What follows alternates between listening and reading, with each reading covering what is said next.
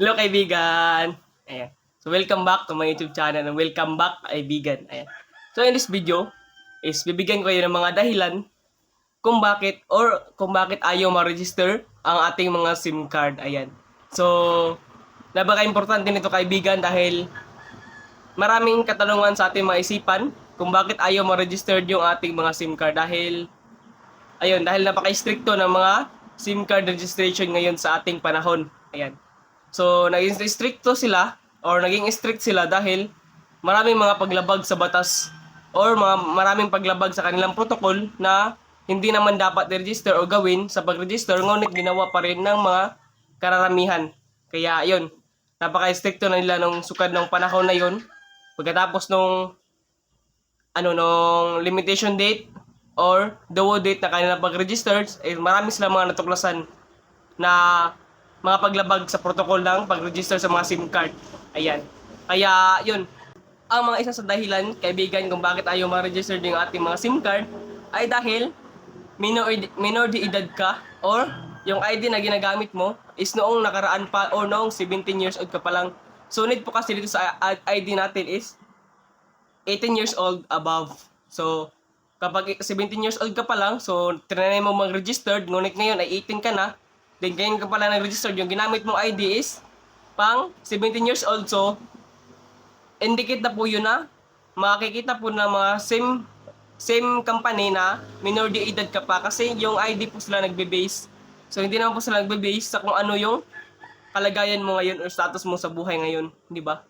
So, sana maintindihan niyo po kung bakit hindi tinatanggap ng mga SIM company na minor de edad yung mag-register. So, sa nagtatanong pa rin, nagtatanong kasi sa akin, paano ba daw ba mag-registered kahit minor de edad ka? Napakasimple lang po ang mechanics. Ayan, sa pag-register po kahit minor de edad ka, ang gawin mo lang is, gumamit ka ng ID ng matatanda, gamitin mo yung pangalan mo, sa pamagitan ng ID nila, yun, makapag-registered ka na. So, gamitin mo yung number nila, ID, kahit yung name mo. So, hindi naman po yan matutukoy ng company. Ayan, kahit basta yung ID lang talaga is 18 above. So, yun lang yung gamitin natin. Ayan, di ba?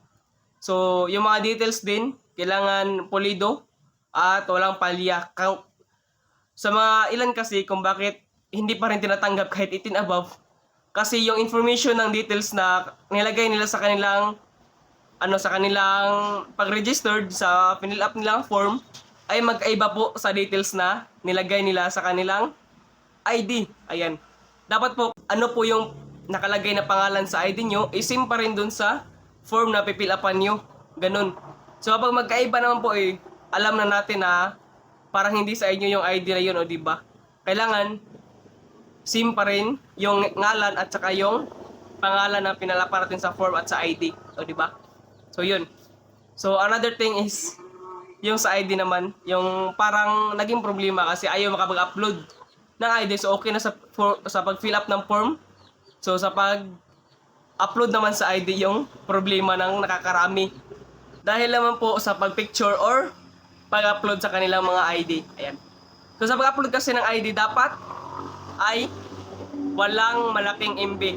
So, sa pag-upload po ng ID is kailangan po only 2 MB below po yung kailangan ng company. Ayan. So, kapag nilagyan nyo po yan ng filter or kahit anong bagay na nilagay nyo sa pagpicture ng kanyang ID, ay nag-indicate na po yun na malaki na po yung MB. Ayan. So, madagdagan na po yung MB nun kapag nilagyan nyo po ng filter.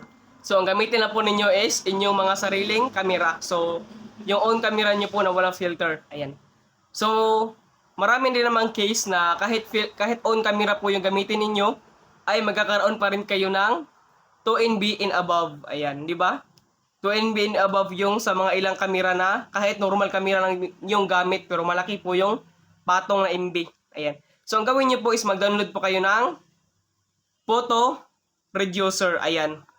So, mag-download po kayo ng photo reducer sa inyong mga cellphone.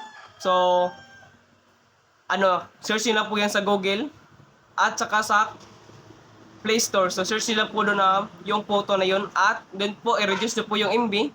Marami po ko doon. Pumili lang po kayo kahit ano po. Ayan, so pwede po pumili ng ilan-ilan doon. Di ba? So, ganyan yung ginagawa ko at doon, iset nyo po sa 2 MB below. Yan, 2 MB pababa.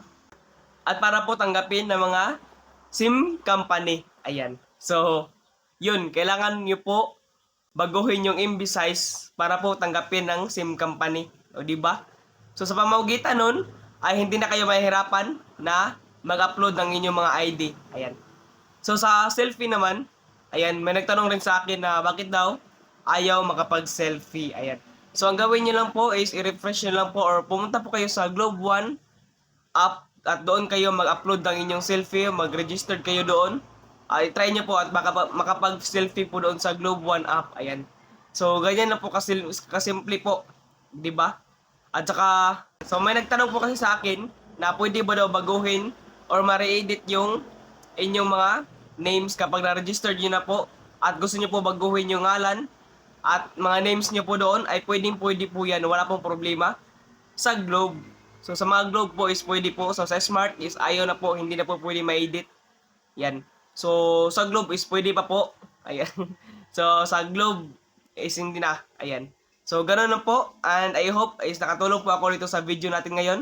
And kung sa tingin niyo po is nakatulong ako, I don't forget to like and subscribe para malaman ko po kung sino po yung mga natulungan ko dito sa video na to. At kung ikaw ang natulungan ko kaibigan, I don't forget to like and subscribe. Ayan. So, I hope is marami kayong natutunan ngayon sa ating video. And God bless.